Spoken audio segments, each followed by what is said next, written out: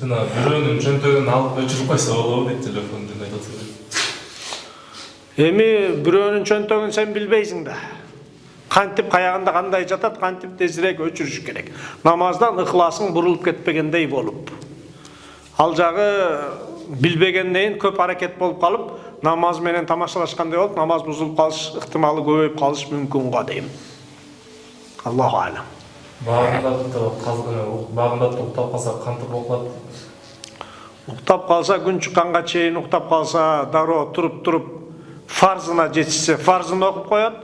Сүннөтү менен фарзына жетишсе, мына күн чыкканга чейин дара тала коюп туруп, сүннөтүн окуп анан фарзын окуй коет. Анан уктап калып турса, күн чыгып калыптыр.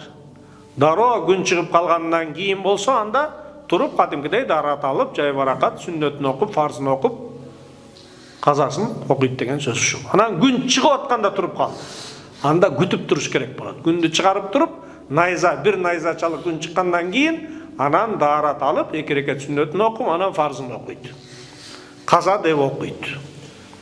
Атайын уктап калган болсо каза, атайын эмес уктап калган болсо каза деп айтат, бирок сообун толугу менен ала берет. Ассаламу алейкум. 2 рекет же 4 рекет окуганда башында бир жолу бисмилла айтып койсо болобу? Болот. Жетиштүү.